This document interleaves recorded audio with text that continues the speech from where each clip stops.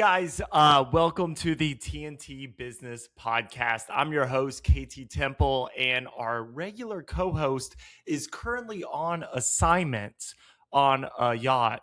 So don't feel bad for him. He is on vacation right now. So I want to come and do just a solo episode and just make a little checklist for a lot of our new agents and people just trying to figure out where they should get started with social media. A lot of our people with Keller Williams are getting back from family reunion, and it was super social media themed this year, which I think is awesome. So I just wanted to give you guys a few steps for getting started with that. Before we get started, I do want to thank the Temple team. You can find us at thetempleteam.com, whether you're looking to buy, sell, or invest in real estate. Find us at thetempleteam.com. We've got agents all the way up from Hickory down to the Fort Mill area, and we're located in the Lake Norman, Mooresville area.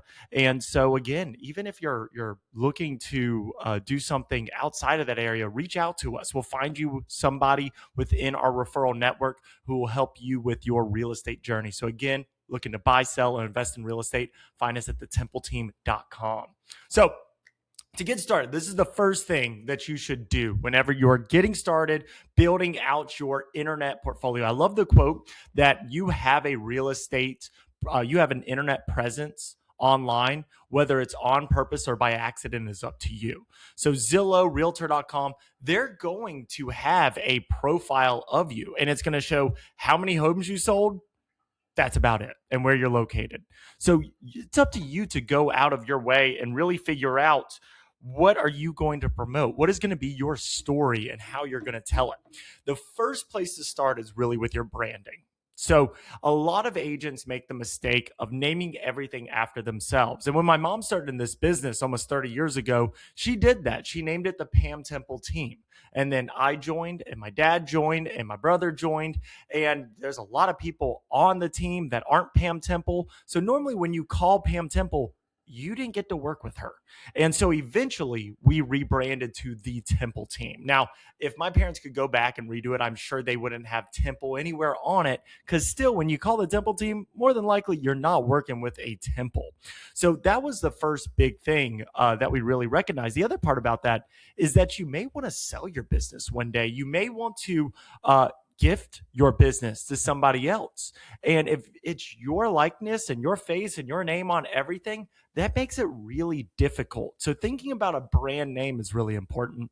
The other mistake I see a lot of agents make is that they make it hyper local, their naming. And my thought around that is you never know what the future holds. You may be crushing it. You may be, especially if like you're single, you may be crushing in real estate, and then you get married or something and your partner gets a job somewhere else and now you have to move. Well, you've been branding yourself as specific state, specific city, realtor, and now you have to change all that branding. And that just makes it really difficult. The other thing is, especially if you listen to the intro where I shout the Temple Team, you want to be known as the national real estate agent, especially with social media around. If you're marketing yourself as the specific city, specific state real estate agent, then your friends in another state might not reach out to you for you to get the opportunity to send a referral. So I try to keep things as generic as possible. That way, anybody can think of me as their realtor of choice and call me with real estate questions, and I can refer them to the person that I want them to work with to make sure that I'm getting that referral revenue. So as a new agent, I think that's really important to think about. And when you do choose that perfect name, you may want to go to GoDaddy, domains.com somewhere, and go see if anyone has that domain yet. I would also go see if that handle's available on X, on Facebook, on Instagram. Go see if you have what competition you have with that name. Again, Temple Team. There's a whole Temple University with a basketball team that is the Temple Team. And so looking back, we probably wouldn't have gone with the Temple Team if we knew where the internet would go eventually. The second thing you want to do as soon as you get started is go build out your Google business profile. It's so important to get that started early, because as you are making the announcement that you're in real estate, start fishing for those Google reviews from your friends and your family. There is no rule that somebody has to work with you to leave you a review. Most of your bad reviews are probably going to come from somebody who did not end up working with you. You know, if you had a bad experience with somebody just on the street, they can look you up anytime and leave you a bad review. And so they, no one has to work with you to leave you a review. So start reaching out to your friends and your family members. I'm not asking you to have them lie. Have them say that you're a great agent. I hope that is true. And start leaving your reviews. Whenever you build out your Google business profile, there's very few things that you can really affect. Having really great pictures, having a lot of reviews, and having up-to-date information is really all you can do for that, minus building out the website. And we'll talk a little bit of that later. But that's once you get that set up, that's going to start leading you to different ways to lead generate on Google. Google has a great new service. It's not new anymore, but pretty new, called Google Local Service Ads. And those ads just pop up as soon as somebody types in realtors near me.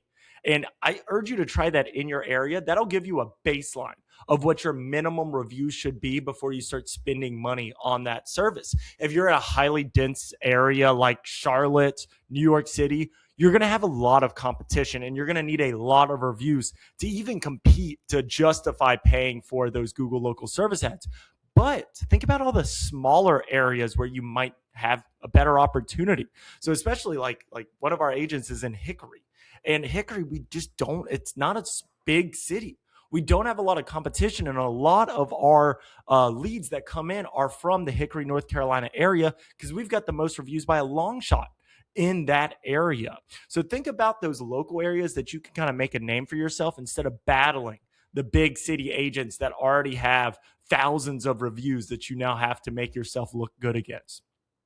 So that's a really easy way to get things started. So next, you want to start thinking about your social media presence. And we already led into it. You should go get your accounts on everything. Go to Facebook, Instagram, X, and go get that username.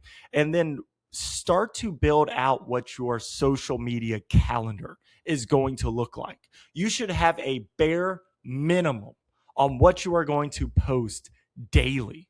And this isn't, there's the people used to say like, oh, well, what if I post too much? That's ridiculous. You are never going to post that much, especially if you are starting out.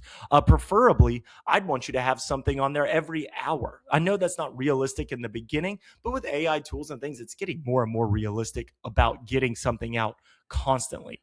But you need to think about what your TikTok strategy is going to be, your Instagram strategy, your YouTube strategy, and have a calendar set up. Within Keller Williams, we do a really good job of promoting what is your prospecting time going to be, right? A lot of people say 9 to 11, and that's your prospecting time. That's when you're doing your calls.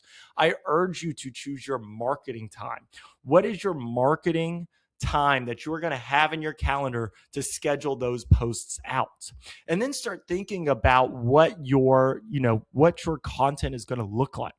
I would really suggest you stick to the 80-20 rule. I'm not telling you no advertisements. I'm just saying 20% of your marketing can be an advertisement. The other 80% should be one of two things: educating or entertaining around real estate or input your industry. What can you teach? If you're a new agent right now and you're not learning something new every day, you're doing it wrong, right? You should be reading the MREA, the One Thing, the Rookie Real Estate Agent book. You should be going to classes daily in your market center or in your brokerage and learning new stuff. And every time you learn something, go make a video on it. Go explain that to somebody who might want to become an agent or who might be thinking about hiring an agent, and start teaching online. That should always be one of the lead generation levers that you can pull. Just go and talk about your industry like I'm doing right now.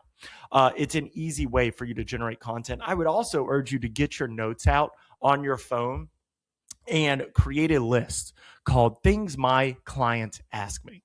And every time you get a question from your client, go write it down. And then the next day, go make a video on that topic. If your client asked that question, then somebody else also has that question too. I remember one of my best friends, Nick Reese, shout out, dude. He did not know what equity was. He had no idea that he had this reserve of cash that he was building up because he's a homeowner. And me, someone who's been in real estate for almost 15 years now, never have told my best friend about what equity is and that he always has that option. That's so much peace of mind that I could have given my friend that I never did. And it's just silly. And I looked that I never posted about it. I never made a video about equity. I never taught about equity. And so how would he have known unless we were just chatting about it like that one day?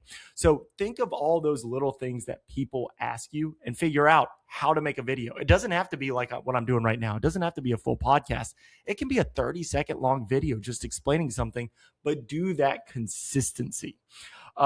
Next, I would really highly suggest you go and build out a service specific mini landing page.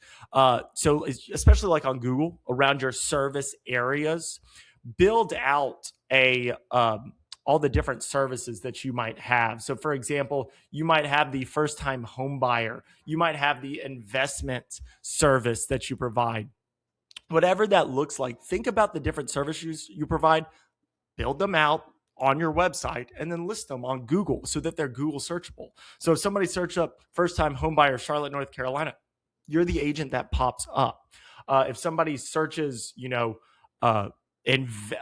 getting into investment properties, you've got a landing page set up for that. Just go to your website and think about all the different services somebody could reach out to you. You should have a listing one, a buyer one, a first-time home buyer one, an investment one, and that's just the beginning.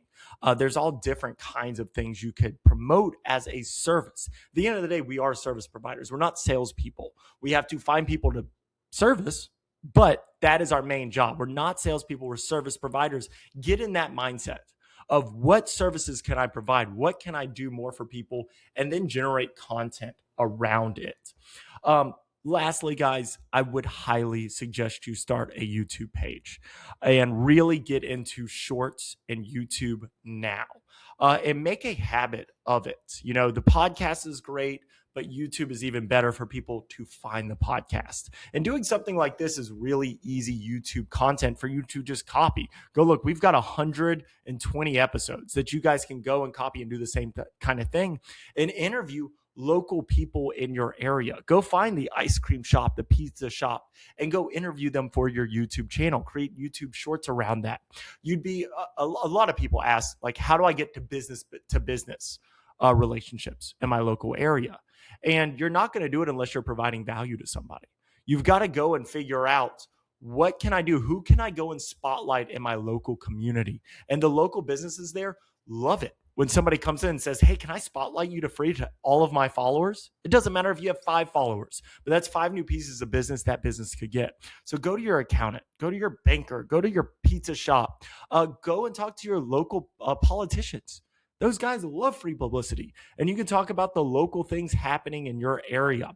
You're going to find out more about these if you go to the Chamber of Commerce meetings, those things. Figure out what's happening in your communities. Even if it's something that seems small, like a road widening, that's still really important news that people would be interested in. And that kind of content is so omnipresent. You could take that and make a newsletter out of that, and then create a blog out of that, create social media posts out of it, create the YouTube posts, all from one interview that you do using, and we use Riverside here. You can use any recording thing. I would suggest not Zoom. Zoom doesn't record locally like Riverside and its other competitors do. You can record on here, and if there's a malfunction or anything, we can edit. It will upload after the fact, meaning that if there's a stutter or anything, you won't even notice because it's recording locally and then uploading. So look into those things. Figure out who you can talk to and have conversations with that you can share and create content. The other cool thing is, guys, no one has to listen to it. It doesn't matter if you get 0 views. What matters is you reached out to that business and spotlighted them, and they're going to remember that. So don't look at the numbers.